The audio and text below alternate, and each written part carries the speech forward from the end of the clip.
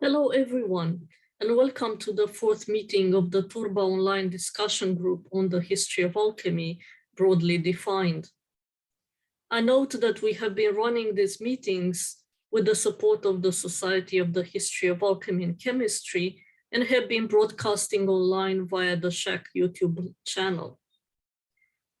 I'm recording this in the aftermath of the meeting as we encountered some technical issues in the broadcast and we were unable to stream during the first 10 minutes of the session. We apologize about that and for not being able to present the entirety of Jennifer Rampling's talk. The meeting was a roundtable on the subject of the female presence in alchemy. The participants were Jennifer Rampling, Associate Professor at Princeton University, Matteo Martelli, Professor at University of Bologna, Ute Frietsch, Associate Professor at Humboldt University of Berlin, Carmen Schmechel, postdoctoral researcher at Freie Universität Berlin, and Jo Hedesan, myself, departmental lecturer at University of Oxford. Each had a short intervention of up to 10 minutes. The talks were the following. Jennifer Rampling talked on Queen Elizabeth I and women's patronage of alchemy. Matteo Martelli on female practitioners in Greco-Egyptian alchemy. Ute Frietsch talked about the common iconography of the urinal, the alchemical vial, and the womb in 16th century German woodcuts. Carmen Schmechel on male and female minerals in Georgius Agricola's De Natura Fossilium, a matter of classification. And finally, I talked about the subject of whether Mercury is female. First up was Jennifer Rampling with her intervention on Queen Elizabeth I. Which claim to be praising alchemy, but which, of course, includes some praise that's clearly directed at Elizabeth herself.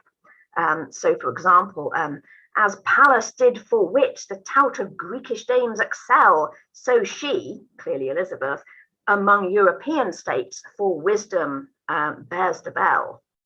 And then he goes on, he compares it to Pallas. I mean, this is pretty conventional imagery. We'd expect to find similar kinds of language in non-alchemical patronage suits as well. Does that mean then that the fact that she's a woman doesn't make much difference except in the choice of language? You described her as Pallas rather than Mars, for example. Well, let's turn to the haberdasher Richard Walton, who wrote a patronage suit to the Queen, which he addresses to the most godly, virtuous and mighty princess, Elizabeth, by the grace of God, Queen of England, France and Ireland, defender of the faith. So, the conventional introduction. But on the first page of the treatise, he underscores the holiness of alchemy by giving a striking biblical example. Our Lord God himself, he says, of his great mercy did give it, i.e. the secrets of alchemy, to Moses. For I have found that Mary, the sister of Moses, made a book of the same science. And also I find by many men's writings alleged certain places of her book, naming Maria prima physica, the which was the sister of Moses. And therefore it, meaning alchemy again, must be called by good reason holy, that God himself hath bought. So of course, Walton is here referring to the famous alchemical authority, Maria Prophetessa. And it's striking that he puts Mary at the start of his text rather than any of the male adepts whose work he then goes on to discuss in greater detail, frankly, than that of Mary. And my third and final example, William Bloomfield, a radical Protestant preacher who wrote a, quite frankly, extraordinary treatise addressed to Elizabeth, essentially petitioning for the return of his parish, which he probably lost by being a bit too radical a Puritan. Now, he hails Elizabeth using conventional language, but in the course of that praise, he adds some biblical examples, as did Abraham, David, and many other holy prophets seeking, or, as he proved, Queen Hester, Judith, and chaste Susanna, and many other prophets and prophetesses, kings and queens. So again, he's adapting his suit to invoke women parallels to the more conventional examples. However, I think he, with a shocking lack of tact, rather than simply presenting his case before the Queen, he goes on to add, to the Queen, and by the advice of your most honourable counsel. And he actually mentions it twice when he petitions the Queen. He kind of implies that her decisions will be monitored by her honourable counsel. Now, I don't think he would have added that if he'd been addressing a male patron, and I'm certainly sure that it would have done him no favours at all in Elizabeth's eyes, since she generally did not respond favourably to any implication that she was supervised in some manner by her, of course, entirely male Privy Council. So on that note, I'm going to end, just leaving us with the image of Elizabeth I as a woman patron of alchemy who did sponsor alchemical practices, who is for the most part addressed conventionally by her petitioners, but whose gender identity nonetheless did add some nuance to their approaches. I'm happy to talk more in Q&A. Thank you. Thank you, Jenny.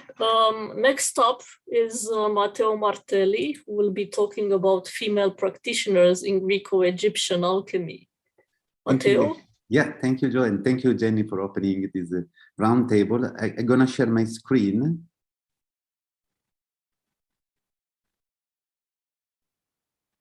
Do you see it? Yes, we see it very well. Okay, perfect. Thank you again. So yeah, the title of my talk, my little talk, is "Female Practitioners in the Greco-Egyptian Alchemy," and the Greco-alchemical corpus, namely the anthology of Greek alchemical texts mainly transmitted by Byzantine manuscripts, features the name of 5 women who distinguished themselves for practicing and writing about alchemy. They are the Queen Cleopatra, Maria the Jewish, Theosebia, and Tafnutie. Furthermore, we also have a treatise transmitted under the name of the Egyptian goddess Isis, who addressed her alchemical teaching to her son, Horus. Now, it is interesting to note that all these female practitioners can be chronologically located in the earlier phase of the ancient alchemical tradition, namely between the 1st and the 3rd, 4th century CE. Moreover, a quite interesting variety of nations, so to speak, are represented in this group. Maria is presented as a Jewish practitioner. Tafnutie is certainly Egyptian, and we should also include Isis in this group, even if we ignore the historical figures hidden behind this name, this mythological figure. And Theosebia, a wealthy, perhaps a Roman woman who lived in Egypt. The same names, actually, this is interesting, are already mentioned by Hermolaus Barbarus in his commentary on Dioscorides. In particular, today, I will focus my attention on 3 female figures, since ancient sources allow us to better investigate their mutual relationships and thus discuss the role played by women in the earliest phases of Western alchemy. As many of you already know, Maria featured prominently in the history of alchemy, from Greco-Roman antiquity to the early modern period. Called by many names throughout the centuries, the Divine Maria, so Theia Maria in Greek, Maria the Copt in Arabic, Maria the Prophetess, Maria Prophetissa in the Latin tradition, actually Jenny was referring to it. She was also credited with different writings by Greek, Byzantine, Arabic, and Latin alchemical authors, who also attributed different technical innovations to her. Zosimus of Panopolis counted the woman among the Jews who openly wrote about the alchemical art. This information is also confirmed by the Byzantine historian Syncellus, who mentioned Maria along with Democritus, who was credited with the 4 alchemical books in the alchemical tradition. We can read the passage by Syncellus. In Egypt, in the temple of Memphis, Democritus was initiated by Ostanis the Persian, who was sent by the Persian kings of the time to administer the temples in Egypt, along with other priests and philosophers, among whom there was also Maria. a wise Jewish, and Parmenis, and he wrote on gold, silver, precious stone, and purple. Likewise did also Maria. They, I mean Democritus and Maria, were praised by Ostanis for concealing the art with many clever riddles, and they condemned Parmenis, who wrote without envy. A similar passage is also included in an Arabic dialogue between Zosimus of Panopolis and her pupil Theosebia. We will see Theosebia later on. In this Musafa Suwar, the book of images, Zosimus specifies to follow the teaching of Democritus as his main master because before him, Ostanis already preferred Democritus over other practitioners. In fact, we read, Ostanis ordered each sage to write an illuminating but difficult and enigmatic book. Maria was also with them at the time. Then he told them that the best book that illuminated, revealed, and hid the true alchemical knowledge was Democritus, who had the crown. Here, Democritus seems to have has been preferred over Maria. However, we must note that both the authors, I mean Democritus and Maria, are largely quoted by Zosimus. In Zosimus' work, scholars have counted 76 references to or quotation of recipes from Maria and 74 quotations from Democritus. Sorry. In particular, in many writings, Zosimus cites a treatise on pharmacies, or also it's also called a treatise on pharmacies and instruments ascribed to Maria. Zosimus extensively used this work as a reference work for the description of different alchemical devices. Maria indeed would have been the inventor of a different alchemical instrument, such as an alembic called tribicus, namely a steel with 3 reception bases, and the kerotakis, an instrument where metallic leaves were exposed to the vapors of dyeing substances. Byzantine manuscript preserves illustrations of these pieces of equipment, as you can see in this slide. In particular, the drawing of a specific instrument, the so-called kerotakis, was interpreted by the French chemist Marcelin Berthelot, one of the first editors of the Greek alchemical corpus, as an early reference to the so-called Ben Marie, or Balneum Mariae in Latin, even though this technical term never occurs in Byzantine alchemical treatises. Actually, Balneum Mariae is quite common in the Latin tradition, of course, both in the late medieval and in the Renaissance, early modern treatises, but even in the Arabic tradition, the expression was found only in quite late treatises so far.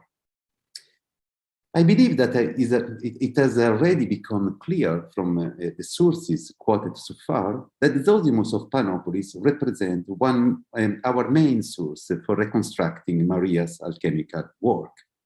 On the other hand, Zosimus addressed most of his writings to another woman, namely Theosebia, who is presented as the sister of the alchemist in the Byzantine tradition, especially in Byzantine sources. This information is usually interpreted as referring to a very close group of practitioners to which both Zosimus and Theosebia belonged. In this group, the woman was not only a pupil of Zosimus, but she was also involved in teaching activities. This can be extracted from an interesting passage of Zosimus' Book of Tin,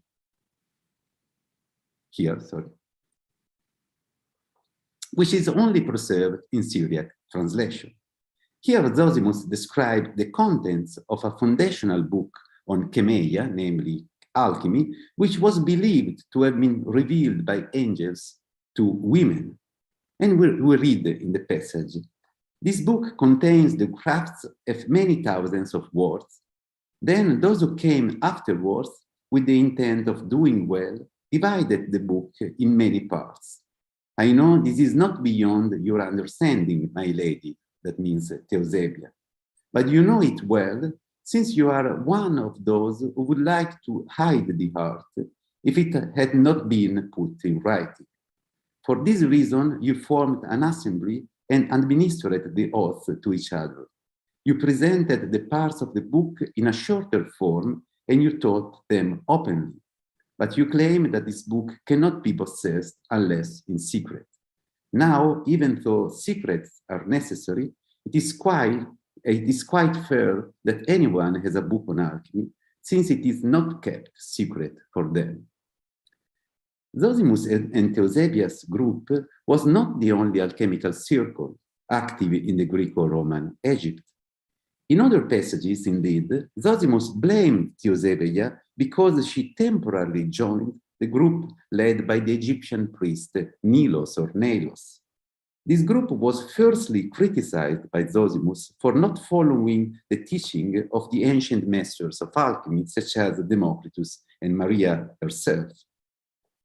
Moreover, another woman was part of this circle. Zosimus indeed mentioned Tafnutie, which is clearly an Egyptian name, basically the Greek transcription of Tapa Necher, that means the woman of God. We read in Zosimus' chapter on the treatment of the body of magnesia. But you, blessed Theosebia, stop with these foolish elements troubling your understanding. For I have heard that you speak with the virgin Tafnutie as well as with some uneducated men, and that you put their foolish and useless tales into effect. Then we have a quite famous passage where basically Zosimus tells how Nelos, so the master of Tafnutie, in an experiment for whitening the body of magnesia, failed because he didn't follow the instructions of the masters. And then Zosimus concludes, after hearing these facts, so the failure of Nelos, from her opponents, Tafnutie was upset about Nelos' ridiculous actions. Unlike Tafnutie, Theosebia knew the foundational works of alchemy, and Zosimus also refers to a small library kept in a Theosebia household. In this collection, also Jewish alchemical books were included, among which we might safely count also the books of Maria the Jewish. As recently pointed out by Bing Hallum, Zosimus' Arabic tradition emphasized how Zosimus kept the legacy of Maria alive in order to transmit it to Theosebia.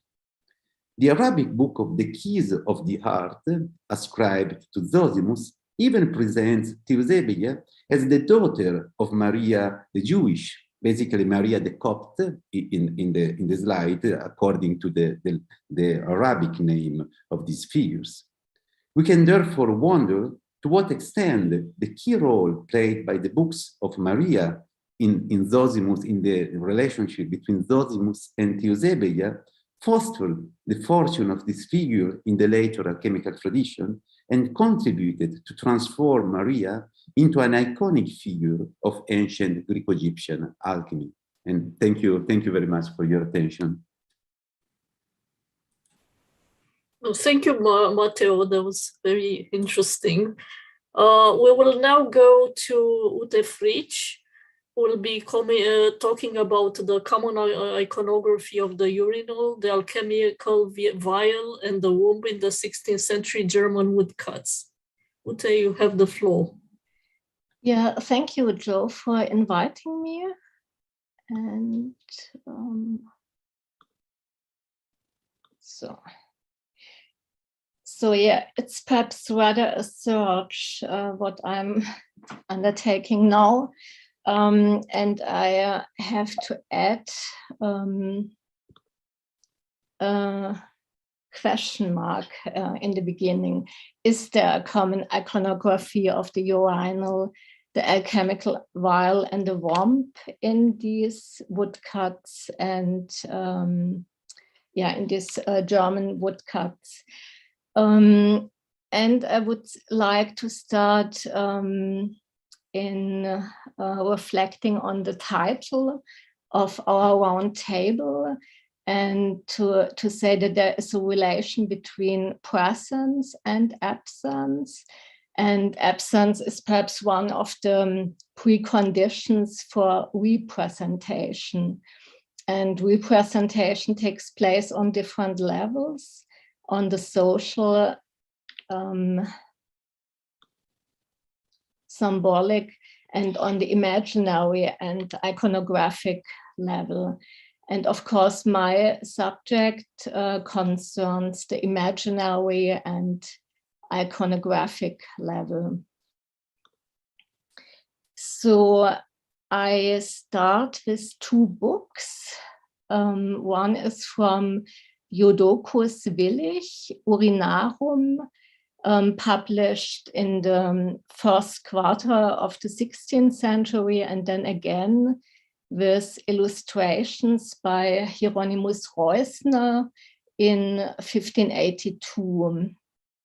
And this is one of these illustrations of a urinal.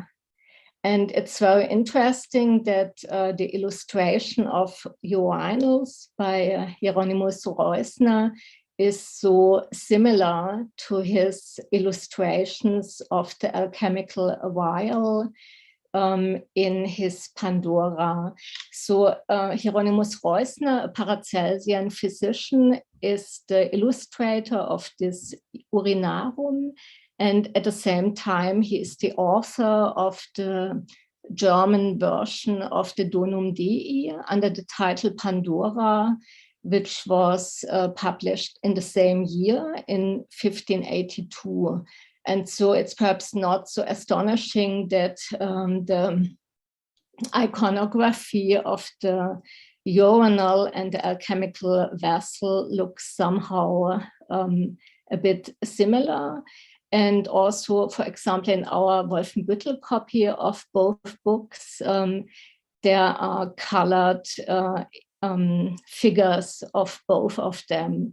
The alchemical vial is colored by readers, and the urinal is also colored by readers because, of course, you have this loss in the beginning of the printed tradition that you don't have the colors of the manuscript tradition anymore.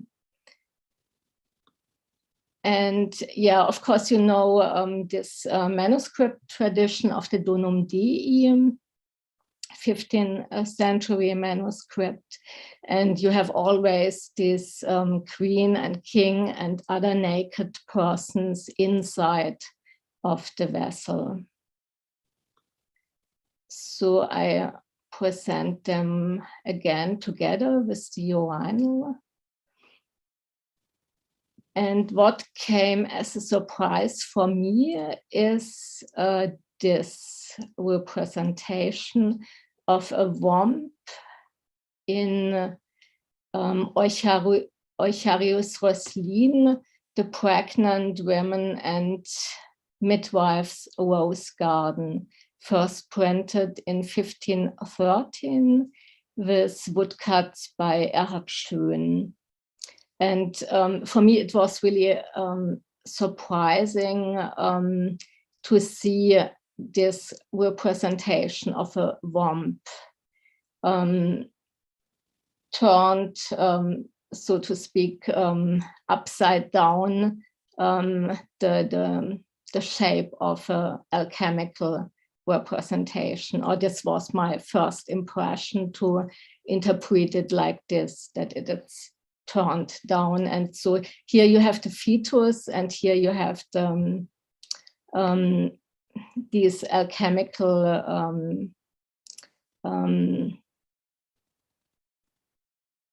figures, and perhaps you can even think on the homunculus as a concept. So, but from the point of the iconography, I found it surprising to see them together. And of course, this womb, because it's a transparent womb, looks a bit like glass also. And here are more illustrations from the same book, Twins. and here even a surfer on the way to birth, and more from then. Yeah, and of course, this is a representation of fetal lies in the womb. And I wondered if there is a common shape, a pattern of these illustrations, and where this common shape was used first. And of course, we know that in the Galenic tradition, we have a 2-chamber womb. And in the scholastic tradition, we have even a 7-chamber womb. But nonetheless, there are similar, so to speak, illustrations of fetal lies already in the 13th century and perhaps already earlier. And in the 13th century, I found them in an Ashmolean manuscript number 399 here. And of course, it's similar, or similar is a not so precise term. You have here these mouths. The mouth is a bit different from the Eucharius Röslin representation.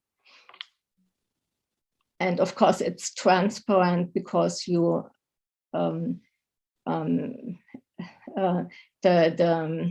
you shall see the fetus inside. And here another manuscript. This is from 15th century. It's a German manuscript, also on fetal lies, and probably the direct model for Eucharius Röslin for his printed book. And of course, it looks again a bit different. So, and in 16th century, the representations of the womb were often already much more complex, like the manuscript by Leonardo da Vinci, which looks somehow cosmological, or is described often as a cosmological representation of the fetus. And then Andreas Vesalius, who represents the fetus and the womb in a also more complex way, even with a diagrammatic representation and with some explanations in the text, and the womb as organ with a lot of skins inside. So I come to my conclusion.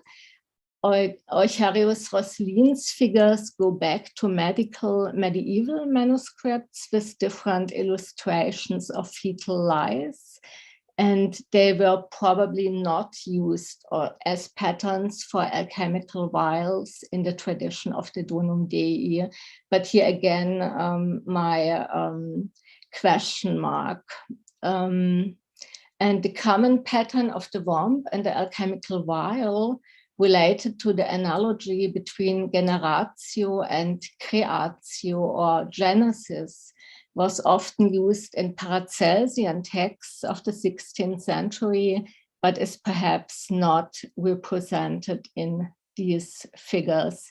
So this is the result of my search, and yeah, I come perhaps to a rather negative answer to my own question.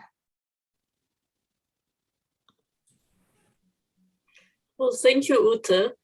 Next up is Carmen Schmechel, who will be talking about male and female minerals in Georgius Agricola, the Natura Fossilium, a matter of classification.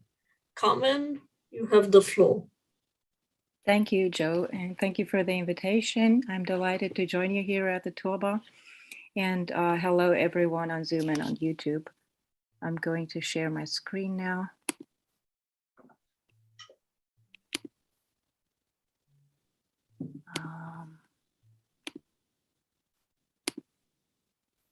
Okay, so I'm a historian of science and medicine, and I have a very general interest in theories of matter and in transformations of matter. And one of my more particular interests is about how early modern natural philosophers claimed that minerals and metals are produced, as they call it, in the bowels of the earth. And many of these authors claim that minerals form and grow as a result of the combination of a male and a female element or principle. And of course, this is a sweeping claim, and we can go into the details later in the Q&A. There are nuances to this. But many in doing this use the framework, which is essentially an analogy with the animal and vegetable realm. I'm going to the next slide. So in this short presentation, I will focus on one particular work, De Natura Fossilium, published in 1546 and authored by German natural philosopher Georgius Agricola.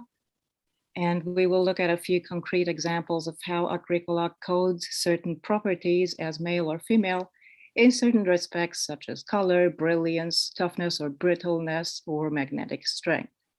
Now let us begin with the latter and turn to the lodestone. I hope that you can see the whole picture here. Oh, sorry. Okay, the lodestone. So I won't read the whole quote because you have it here, but I will read the relevant part to our topic. So lodestone varies in color, this and that. Some will draw iron to itself with force and is called male, while some is weak and is known as female. So this is a matter of classification. I will not attempt any interpretation. I will just leave it here as it is. Now, our next case is a classification by color illustrated by sapphire. So Agricola writes there are two varieties of sapphire, one dark, the other light. The former is called masculine, the latter feminine. The feminine variety sometimes has so little color that it is almost like quartz, although it is always somewhat darker. The darker the sapphire, the greater its value.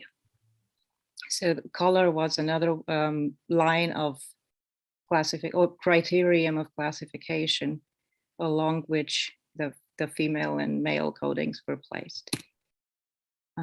Now sard or carniolum, a classification by both brilliance and transparency. It may be redder than the cooked shell of a marine crab. The more brilliant stones are called masculine, the duller ones feminine. The masculine stones may be translucent, and the feminine stone is so dense and gross that one cannot see into it. And then we have another case, which is that of stibnite. And here we have a classification by several categories: roughness, fragility, but also the brilliance of the mineral. So stibnite, which is called stimi by the Greeks.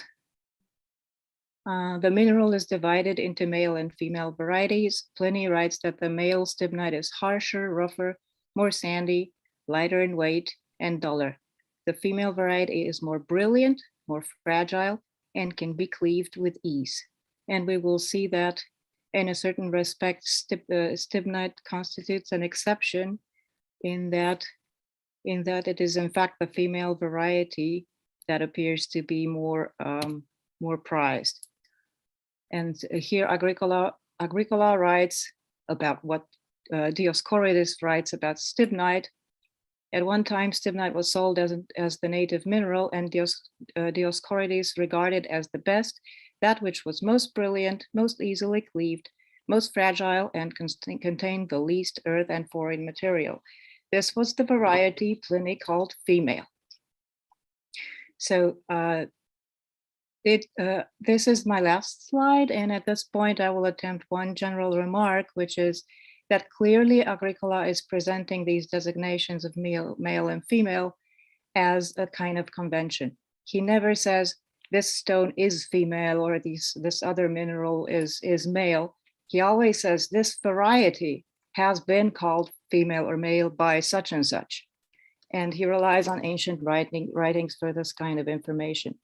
So my conclusion is that it is a method of classification, or perhaps rather categorization, that was transmitted throughout the ages because it was deemed convenient and because it helped with the recognition of minerals, their properties that could be inferred, and the practical uses that were assigned to the different varieties of a mineral.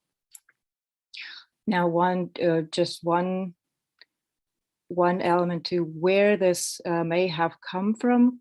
It is known that it was Theophrastus that most likely was the first one to write about this in his De Lapidibus, and he was a contemporary of Aristotle. Then some of those assignments were taken by Pliny.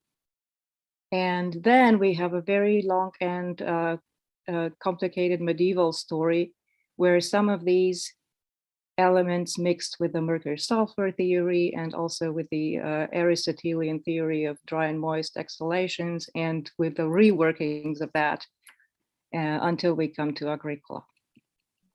And I think this is it. Thank you very much for your attention, and I'm looking forward to the discussion. Well, thank you, Carmen. That actually helps me set up my discussion a little bit, and I will share the screen now. Okay. Oh, I'm sorry. I need to. How do I? Can you see my slide? Or? No, Oh, okay. I managed to stop the sharing, and now yours should be visible. Sorry. Is it okay now? Is it visible? So.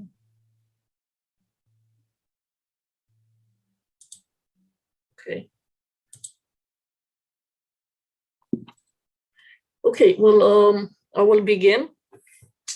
First of all, I just have to say that this is a very tentative attempt as part of my my endeavor to understand substances or chemical substances in a cross-cultural context. And I will begin by saying that, well, 2 sessions ago, we had an illuminating presentation by Dagmar Vujastik on alchemy in India. And one of the questions that arose in the discussion was whether or not we could refer to the phenomenon of Rasa Shastra as alchemy. Argument can be made either way, but at least from a distance, it somehow makes sense that Rasa Shastra, the discipline or knowledge of mercury, should be seen as a form of alchemy in a broad sense. This is because when we think about alchemy, mercury or quicksilver is one of the first substances that springs into our mind. It also somehow embodies alchemy as a domain that deals with material or semi-material substances that are ill-defined, strange, flowing, shiny, and mutable. Now, mercury looks bizarre and behaves even more so. Even its origins is odd. Before it was quicksilver, it was more often than not cinnabar, a red mineral that looks nothing like mercury itself. Now, we also learned in the last session with Matteo Martelli and Lucia Maini and Mariana Marchini just how difficult it is to extract mercury from cinnabar. I'm just wondering who the person was that had the patience and the strength to grind cinnabar for hours in the hope that something might turn up. The emergence of mercury drops or pearls from cinnabar must have seemed something short of a miracle. For the offspring of cinnabar, of course, looks very different, looks shiny, silvery, liquid, and metallic. And it is not, of course, just its looks that are strange, but its behavior too, as it vanishes very easily if put in the fire, yet it does not simply disappear, but can be retrieved afterwards. So how do you classify a substance as strange as mercury? Sure, it looks like silver, but it's not silver. And one of its enduring names was argentum vivum, and from it, quicksilver. But another way to classify it, of course, is to use a sexual analogy that is to think of it as a male or female. Now, of course, analogy is a shifty terrain, and there is no such thing as a perfect analogy. The subject becomes even more problematic when we deal with sexual matters. And if recent debates on sexuality and gender have taught us anything, is that it is, of course, very difficult to say what male and female is. But these debates are here and now, and we must wonder what happens if we look into the past at what the male and female category meant. Now, thinking about Mercury in terms of a sexual analogy shows just how problematic it is to think of male and female in terms of a substance that is not sexually differentiated. And yet we are accustomed to think of Mercury as being female. For instance, in the Bergbüchlein of circa 1500, there is a statement there according to which, quote, in the mingling or union of quicksilver and sulfur in ore, sulfur acts as the male seed and quicksilver acts as the female seed in the birth or conception of a child. This quote refers to something very specific, the theory of metallogenesis, as originating from the mixture of mercury and sulfur. This, as we all know, had Arabic roots and must have been drawn from the even more ancient knowledge that mercury and sulfur indeed combine to produce artificial cinnabar. We know that this theory drew on Aristotle's meteorology and its dry and moist exhalations, but of course there is no sexual analogy there. Now, that Mercury would be female makes sense in terms of Aristotelian views of the female as cold and moist, though the notion of a female seed is more along the Galenic and medical tradition rather than the Aristotelian one. At the same time, I'm wondering if the analogy of mercury and sulfur combining together to produce cinnabar may have had a contribution to the emergence of the sexual metaphor. In this sense, I'm looking forward to the laboratory experiments Matteo and his team are undertaking on the production of artificial cinnabar to illuminate us whether the actual combination of mercury and sulfur might have had a role or not in the sexualization of the substances. I would add to this another important conjunction, that of gold with mercury in the process of amalgamation, that may have contributed to the sexual analogy, as gold in medieval astrology was associated with the male and the sun, and mercury, as we already saw, with silver, moon, and the female. The union of gold and mercury may have stood at the root of some of the alchemical images of the sun and the moon conjunction. And of course, you know this mainly from Rosarium Philosophorum and the Splendor Solis. Now, at this point, I want to complicate matters a bit and suggest that Mercury, which is usually seen as female, was also portrayed as the male god Mercury or Hermes. These, I may suspect, may be a Renaissance-related development related to the emblematic tradition. And the examples I'm offering date from the 17th century. If this is the case, then we may be dealing with a historical change in the way that Mercury was perceived by the alchemists. Moreover, I want to draw the attention to the fact that the female character of Mercury does not hold in the cross-cultural comparison. In the Indian and alchemical traditions colored by tantric doctrines, Mercury is male, and its counterparts, usually mica, but also sulfur, is female. Indeed, in this perspective, Mercury is seen as the semen of the god Shiva, the creator of the universe. Sulfur, on the other hand, is seen as the menstrua of the goddess, usually Parvati, whom Shiva has intercourse with. The association of Mercury with maleness seems to be related with a visual resemblance between quicksilver and the sexual male fluid.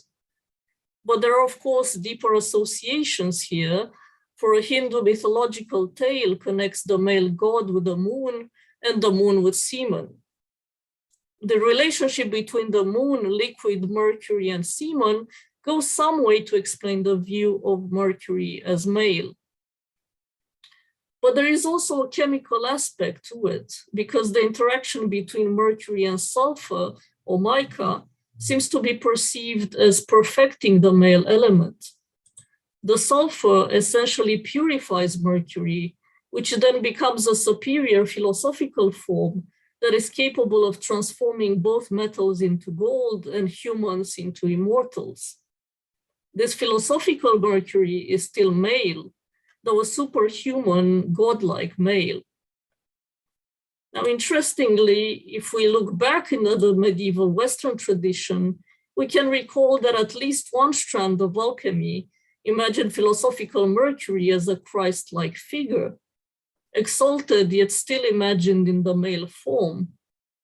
However, it can also be argued that the Christ-like philosophical Mercury can in fact be conceptualized as an androgyne, a being that has gone back to the pre-dual origins of gender. And as a concluding slide, I found this really cool image of what I think is a kind of philosophical Mercury from 1578 Czech version of the Rosarium Philosophorum, which seems to be a composite image of what philosophical Mercury might be like, maybe. Anyway, I will stop sharing now and we'll open the discussion at this point for basically starting to discuss all these different aspects of the female presence in alchemy. And of course, we began by talking about real presence, historical presence of alchemy, maybe more shadier or more mythological presences. We went into iconography and finally into symbols and metaphor. And I'm just wondering whether someone would like to begin by asking the question of what connects these things? What is the female aspect in alchemy? Matteo, if you have a comment or would like to answer the question. I have a question actually. Okay. Somehow related to what you were referring to, Jo. It is a very simple question linked to the female-male categories used to classify substances, mineral substances in particular, and also to your talk about mercury as a female or male agent, let's say. This is if you want, a silly question. To what extent do you think that the grammatical, aspect could have played a role in the way some ingredients were perceived and classified? Because sometimes I got the impression by reading at least the Greek text that authors were classifying a term, a substance as male or female because the grammatical, the name was female or masculine, say, feminine or masculine. Since we have in Greek, this is very clear for mercury and sulfur. Sulfur is masculine and mercury is feminine, for instance. We have E dragros and O theon. So I was wondering whether also grammar could have played a role, let's say, in building these categories. So this is my question and a kind of comment, let's say, on this point. Well, I mean, obviously, yeah. I mean, when we deal with etymology, that's the big question: is where these masculine or feminine names come from. Obviously, I don't know the answer to that, but it seems like when people associate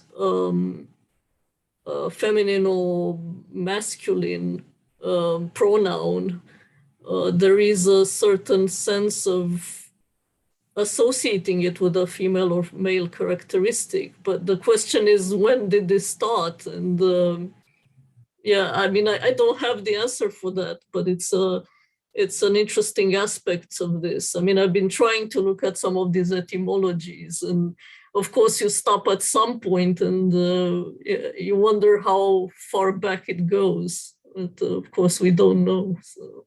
I was curious, for instance, whether in Sanskrit Mercury is masculine or feminine. I don't know if Dagnar is still among us today. And I can answer that. I was just thinking about that too. So Mercury is male, however, so is sulfur and so is mica. So they're all male by grammar. Male, okay. So I'm afraid we can't go down that route to explain the gender differences. Does Sanskrit have any neutral, by the way, any neutral way? Yes, so mica can also be a neutral. So we have it either as a masculine or as a neutral.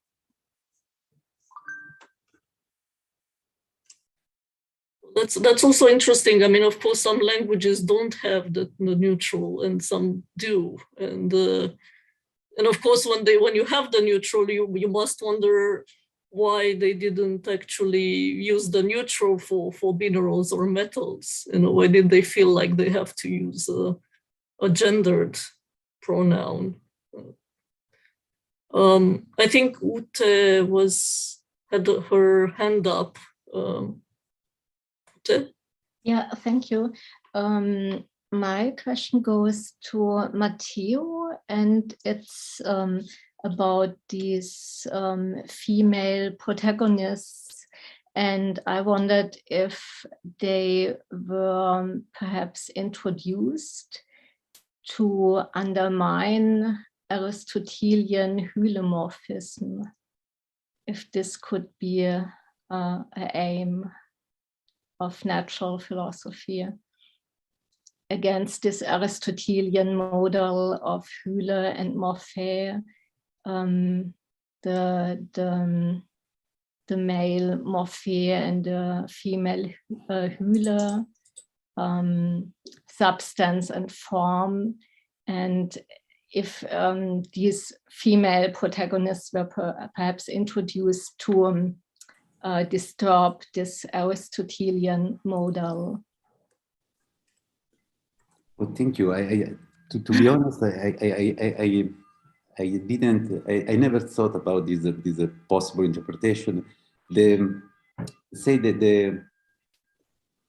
reception of the Aristotelian models in the earliest phases of alchemy is quite debated, even if I think that Zosimus probably knew Aristotle and seems to refer to his work, but I don't have in mind any passage where, for instance, Maria or Theosebia were presented as figures that didn't agree, let's say, with the Aristotelian view on the female and male roles in generations. So I don't know. I should maybe look again at some passages with this perspective in mind. At the moment, it's maybe an open question.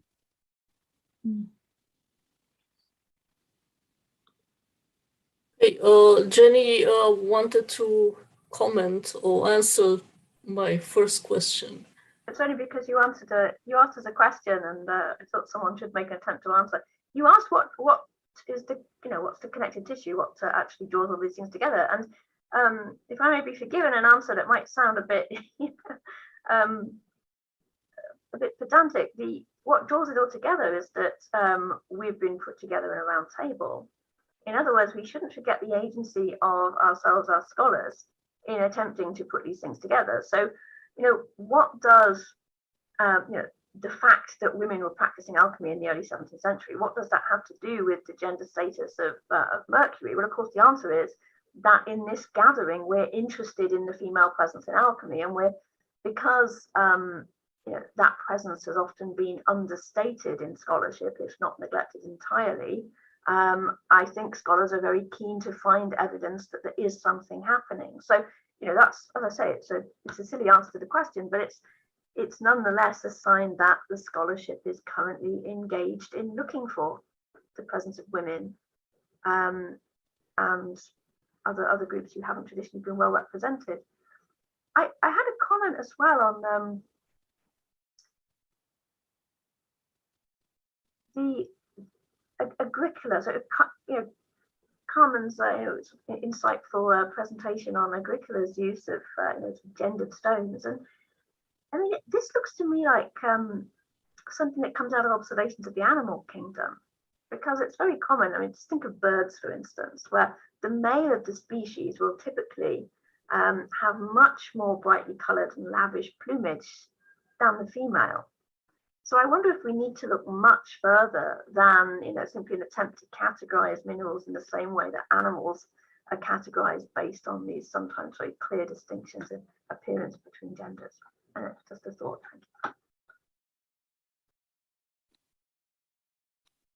Thank you. I mean, I don't actually have an answer. Thank you, Jenny, for this great suggestion. I think I don't know that, I'm not aware of work done on especially this issue, comparing how metals are described and minerals are described with how birds, for example, are described. But I think that would be very interesting indeed. I'm pretty sure, though, that the writers were aware that they're transferring analogies, and that it's a convenient way of talking about the mineral realm, for which about which it was more complicated to talk, since it was a non-living realm, and there were fundamental differences. For example, the fact how metals grow, and the fact that they are more what Aristotle would have called homoeomerous bodies, as opposed to any kind of plant or animal that has distinct body parts and all that. And so that meant that they grew in a different way, and they behaved in a different way as chunks of matter. And I think there was a need to transfer analogies from other kingdoms, like the animal kingdom, because that was the only way to begin to talk about it, I guess.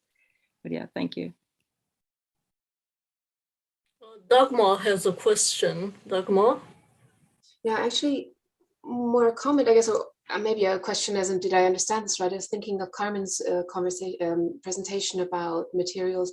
My impression was that the feminine materials were always less good than the male ones, you know, slightly lower quality, you know, needed to be, you'd have to change them to make them a bit better, improve them and so on. Is my impression wrong or right? Because otherwise I would see this slight subordinate nature maybe of the feminine as perhaps a connecting factor in sort of feminine presences in various alchemies that we were looking at. Would you agree? Oh, thank you, Dagmar, for the question. It wasn't universal.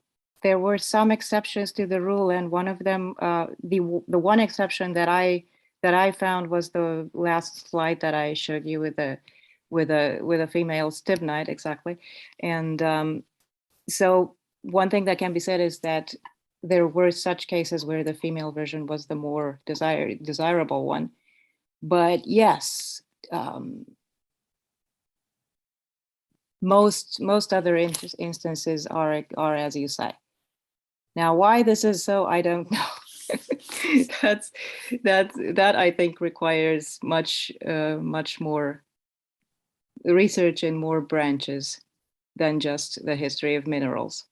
But I would definitely look at some of the Aristotelians, some of Aristotle's writings about embryology, about generation, and the way in which Aristotle in particular was reworked throughout the Middle Ages.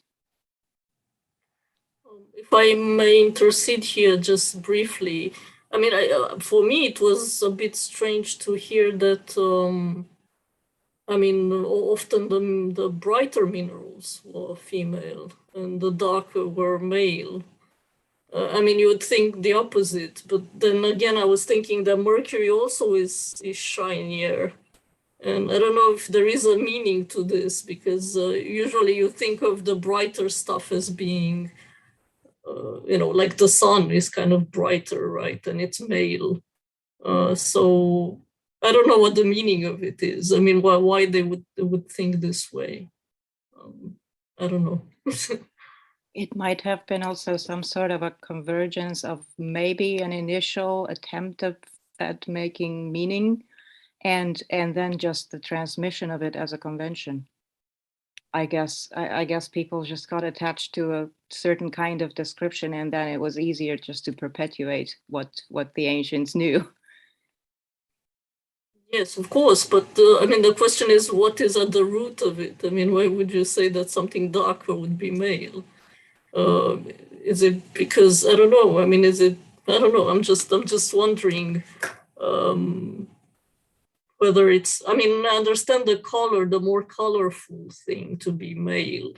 I mean, linked to what Jenny was also saying about the, the male also being more colorful sometimes, but darker, it seems like a more negative, in a way, negative aspect. And when you think of the sun and the moon, of course has less light than the sun. So I don't know. I'm just riffing here on the possibilities.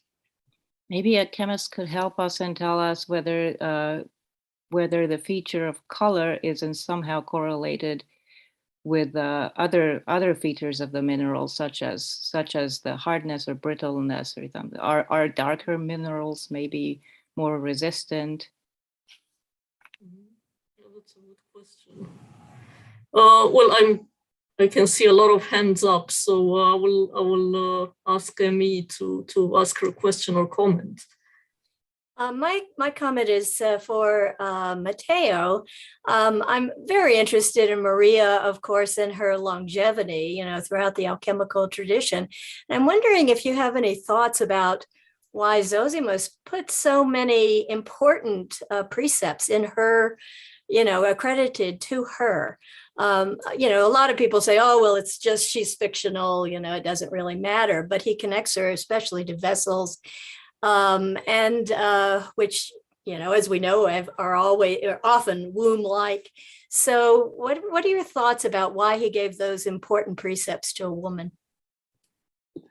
Thank you for the question. I think this is one of the key questions that is difficult to answer at the moment, at least for me. And the impression that I got is that there is, if you want, a friction between different traditions that are linked to different nations. Let's say we have the Egyptian tradition that is local, basically, because it's the tradition where of the land where alchemy basically was born. And we have the Persian tradition that is linked to Democritus, and we have the Jewish tradition that is mainly linked to Maria at the time, more than to Moses, that also Moses plays a role.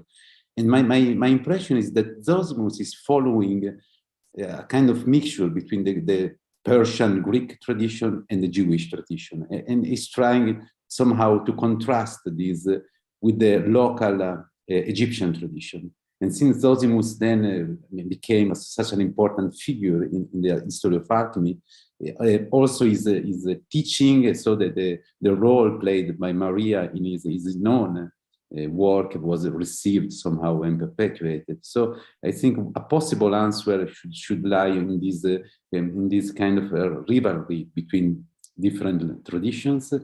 And I was also wondering the role of Jews in the Greco-Roman Egypt, especially between the 1st and the 4th century. We know that there were very important Jewish communities, especially in Alexandria, but I didn't explore yet the possible relationship between this historical fact and the earliest alchemical authors. So this may be a direction for further researching, I think. Thank you. Thank you. Well, I can't help intercede again. Sorry. I'm just wondering, Matteo, if there is any link at all to the biblical story of the what is it, the sons of God that come and teach the females, the Enochian tradition of teaching females. Kind of conjuncting with the females and teaching them. I think so, actually, yeah. And it's interesting that the passage that I read where Theosebia is presented as a teacher is straight after the passage in which Zosimus basically gives the account of these fallen angels that were teaching different crafts, and especially alchemy, to women. So I think there is a connection.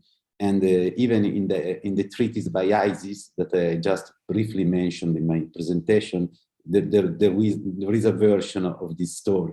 And that version is particularly interesting because we have a Jewish, say, myth or tradition that is reported in a text ascribed to an Egyptian goddess. So it's a very syncretic example in that case. So, but I think that there is actually a connection between the Enochian tradition and the role of women in this phase. Thank you. Stephen had a question or a comment. Please, Stephen. Yeah, I have a question for Matteo as well. And it is about this order of initiation, which is described by Synkelos. I've been doing a little bit of work on John Dee's annotations to one of these anthologies of Byzantine Greek authorities, and he seems very concerned to establish an order of initiation, establishing what Peter Forshaw recently suggested we should call a Prisca Chemiologia. And so he's keen to establish not Peter Forshaw. He's keen to establish the order in which these authorities should be placed. And I was judging by your paper, he would have been able to find out enough information from the Zosimus texts in that anthology. Or what made me start wondering was whether the Synkelos was known in Western Europe in the 15th or 16th century. Would that have been a source which he could have possibly used, or would the Zosimus books in themselves been enough for him to start to establish a working order of initiation? Thank you for the question. I'm not very familiar with the reception of Synkelos in the Renaissance and in the early modern period. So this would be a very interesting point to be checked, I think, because I know that there are several works on let's say, the chronology in general and chronography and ancient chronographers in the Renaissance. So maybe Synkelos was used, if I well remember, also to reconstruct Eusebius' lost chronicle. And this might be, let's say, a link, I think, because in the work of Zosimus, what is left in the Greek tradition, so what basically the Renaissance scholars could read, there is nothing really clear about these initiations. Especially the other passage that I quoted is from an Arabic version of Zosimus that I don't think that was known in the early modern period. So I guess that Synkelos could be the key, actually. Yeah. Excellent. Thank you. I shall check that. So next up is John Christie with a question or comment. John? It's a thought, really. I suppose a comment. I was wondering how to pursue the question of gender, and in particular gendered substances. Starting out with Matteo's grammatical point. I mean, for instance, excuse me, do we have anything like a linguistic census across, say, the ancient cultures of all their words for all minerals? Yeah, doesn't one need a sort of archive like that to really start working on it? And looking at the naming, looking at the gendering. What happens as you start, okay, gendering is retained and inflected, more modern languages. What happens when you get to, well, English, which doesn't retain that kind of inflection? But nonetheless, do the substances somehow still retain their gender, say in 17th century English? Yeah, I think there's a lot of really quite complex questions raised by this aspect of what you've discussed. I'm just trying to think of ways to go forward with it. I'm afraid this sounds rather laborious though, but thank you. Yes, I mean, it's. I think it would be great to do that. I'm actually not. Yeah, I mean, it would be nice to understand the genders in, well, in Sanskrit we learned when in Greek as well. But I mean, basically a database of references and how you connect them. I mean, how do you even know that a word in Greek corresponds to, I mean, basically that's the same mineral corresponds to the one in Latin. So I don't know. I mean, sometimes it seems like there is ambiguity there. But yeah, I don't know if anyone else has any thoughts about that. By the way, I checked, and sulfur is neuter in Greek as well. It's totseion. There is no masculine form. At least I couldn't find it in the alchemical corpus. I misremember. So that's another point to this, let's say, grammatical discussion. But hydrargyrum is masculine or it's feminine? No. Mercury, hydrargyros is feminine. Right. But it's because of silver. It's feminine. I mean, actually, it comes Argyros is masculine. Really? So basically, when you transfer, you put the hydral, the watery part in front of it, it becomes feminine. Yeah, maybe. I don't know. I'm just saying. It's an interesting interpretation, reading of. If you make something liquid, it becomes. Well, I mean, yeah, because it's obviously that's in Aristotle. I mean, you can, and I'm assuming that sometimes Aristotle is just following tradition. I mean, he's not necessarily making things up himself, you know. But it's hard to know, like, where he's being original and where he's actually not. Being just following what the Greeks were doing beforehand. So, Alexander Angerhofer has thank you very much. Please. So actually, my question goes back to Ute's contribution with the iconography of the womb and the alchemical vessel. And what immediately came to my mind was Anna Zieglerin, who considered herself or her womb as an alchemical vessel. Do you think that she got that from the Paracelsian corpus, or maybe from the medical manuscripts that were around at the time?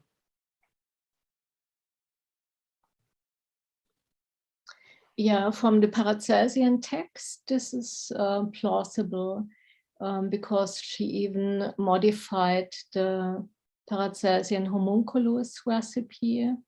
And so she knew the tradition.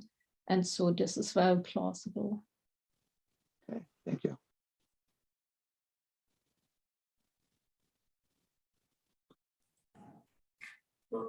Dagmar has another point or question.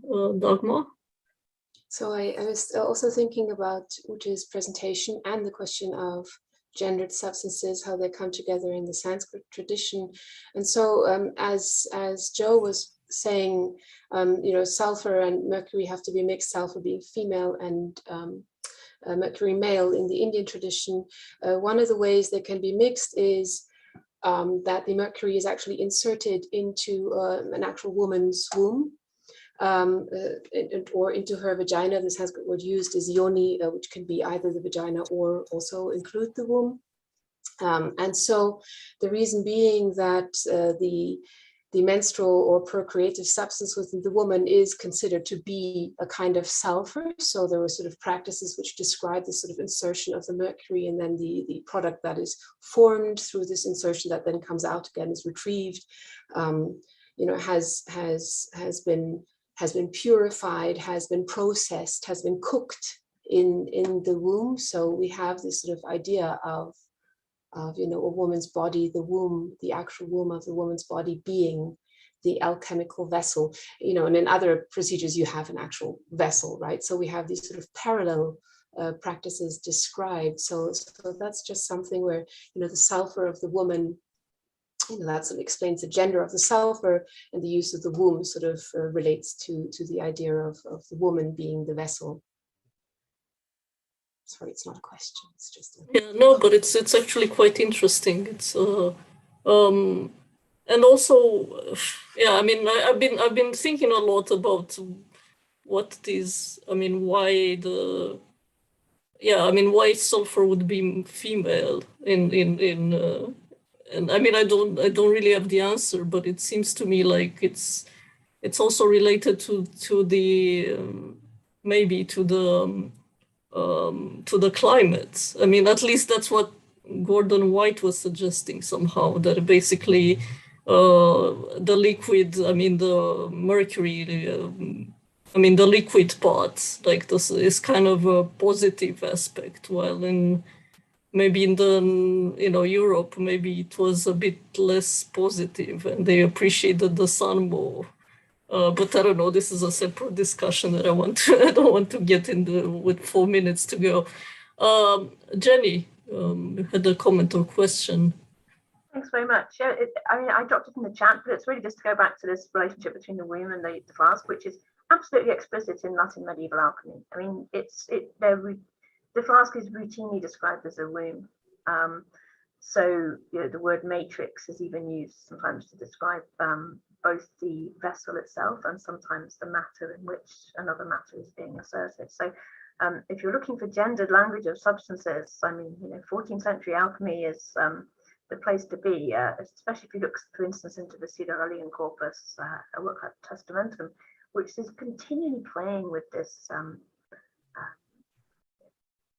the different genders of substance. So it asks, well, what happens if the woman becomes hotter than the man because you've somehow changed the substance in a way, and then it thinks, do you then need a stronger male substance, or what actually happens? So my sense is that this is something that alchemical philosophers themselves were very engaged in and played with. A problem perhaps is that many of the texts in which they discuss it haven't really been edited yet. I'm actually wondering, how early can we, is it kind of a late medieval trope to discuss? It seems like there is all these images of, kind of the sun and the moon and all that kind of thing that appear. Of course, the whole imagery of alchemy is kind of a later medieval aspect, but the sun and moon is Arabic, so that's very early. I'll defer to Matteo's expertise on whether we find any of this imagery in the earliest sources in the Greek. I was thinking about some possible passages. I don't remember explicit comparison between the womb and the vessel or the alchemical vessel unless we do have something, for instance, in the way in which they describe the alembic, and especially the upper part, and but otherwise I don't remember explicit comparison. I know that in Arabic I'm sure there are plenty of comparison like this. And but in the Greek tradition, at least, is not so common I guess. That would be my sense too, that we find it in the Arabic tradition, think, and yeah. then it's further developed in the Latin. I'm just wondering, I mean, in the Arabic tradition, I mean, the sun and the moon conjunction are also, I mean, obviously it's definitely in the Emerald Tablet and this kind of traditions. But I mean, what I've been having trouble with is whether these actually can be the same as Mercury and sulfur, or are they different? This is somehow, sometimes when I look at an image, it's not very clear to me whether they're trying to describe Mercury and sulfur, or I don't know, something else like gold and mercury or something else. But yeah, that's somehow my question. It's something that I'm trying to figure out. Kim, I will take one last question, and maybe there will be other opportunities to discuss this further. So, okay, so can you hear me? yes. Hello. Okay, so just a thought, maybe, or rather a question.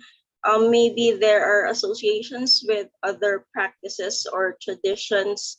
I don't know if it's already, if they're already established at that time, but other than the sun and the moon, maybe we can consider Jupiter and Saturn, with Saturn being associated as the feminine side and Jupiter as a masculine side, as with as in Kabbalah or other practices. Maybe the gendered substances are associated with that, or I don't know, I'm not sure actually. Well, I mean, I think there is definitely a connection between, I mean, obviously the sun is usually seen as, I mean, we are now talking about the Western tradition as being male, and the planets are associated with the gods and all that kind of thing, and that's of course projected onto minerals and metals. But like, for instance, I mean, of course, Dagmar knows more about this, but for instance, in Indian tradition, I mean, you have sometimes, I mean, the sun is sometimes male, and sometimes it seems like it's more like a female. But yeah, I mean, Dagmar knows more about this. But, yeah. So it's not a constant. I mean, I guess my point in all this is to show that the characteristics, the gender characteristics, are not constant, and they're not. I mean, they seem to change across cultures, and there are certain assumptions that appear about what female and what male is, but they seem to vary across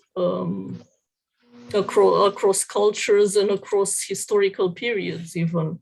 Yeah, that's somehow my overarching question is whether we can see the female as being something constant or not. And it seems to me the answer is not. I mean, it's sometimes a liquid form can be seen as female because, well, something in Aristotle, or there are different aspects to it. But then sometimes again, the liquid can be female or can be male because of the association with semen, or the male, the male semen. So that's somehow my what I could find so far. And it's interesting also in the Chinese tradition. I've been looking a little bit, and it gets even messier than that. I mean, it's basically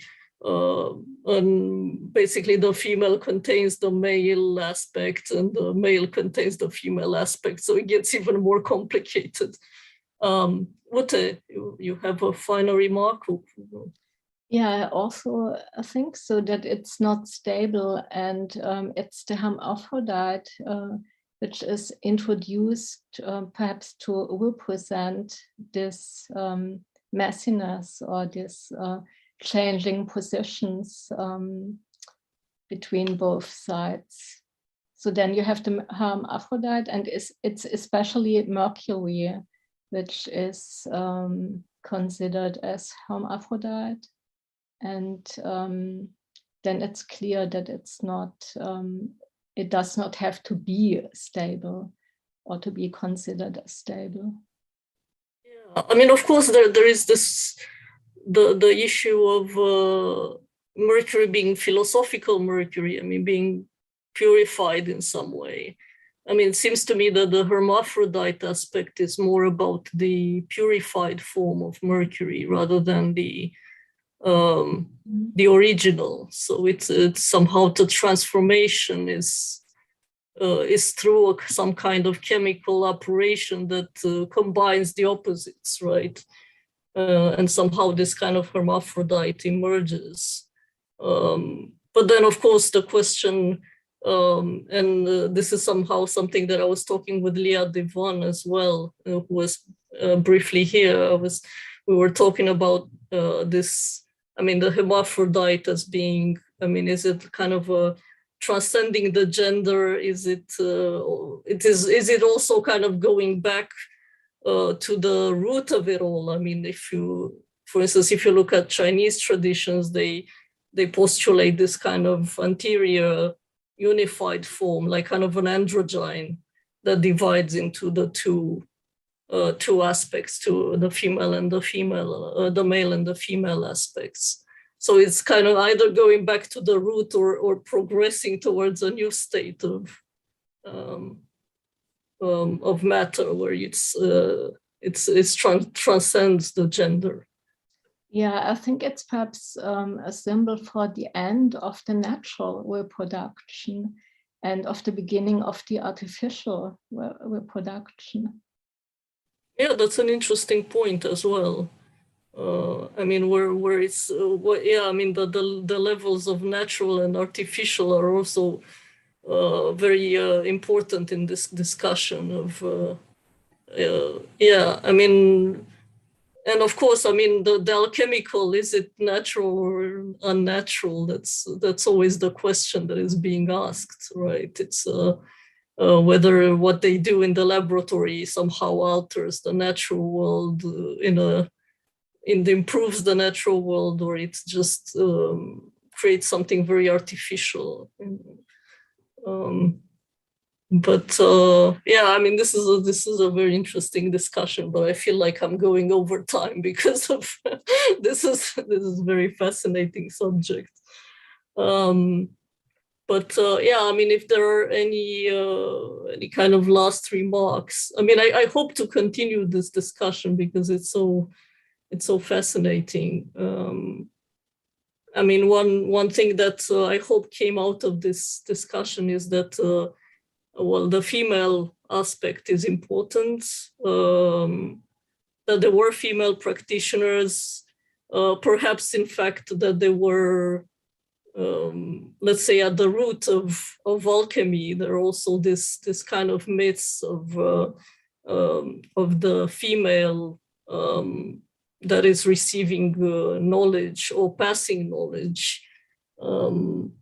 And it's in other traditions as well. I mean, as far as I found, it's also in the Chinese tradition that it's there is some kind of god that shares with a female, but there is also a tradition where the female goddess transmits to the male. So it's, I mean, all these aspects should be taken into account and maybe understood better in terms of what alchemy is. I mean, let's not forget that there are some aspects of, I mean, there were sometimes they were talking about alchemia itself as being female. I mean, they were personifying it as a female, which is another question, is why they would do that. Is it also linked with the etymology of chemia, or I don't know? It's another question to think about. But certainly this etymology, I think it's very important as well to if we can grasp what it means. And thank you everyone for coming. I hope you'll join me and everyone next year as well. This is the last one for this year. Trying to put together a program for next year, and I'm welcoming any suggestions you might have in the next period as I'm putting this together. And what else except that I hope the end of the year will be pleasant for all of you, and maybe with less COVID if it's possible. Just be careful and enjoy the advocat or whatever the tradition is, and mulled wine and glühwein and glögg and all those wonderful drinks of Christmas. And I hope you have a great new year. So yeah, goodbye everyone. Thanks for coming. Thank you. Goodbye, Jo. Goodbye. Thank you. Bye. Thank you, Matteo. everyone. Thanks. Goodbye. Thank you. Thank you. Merry Christmas.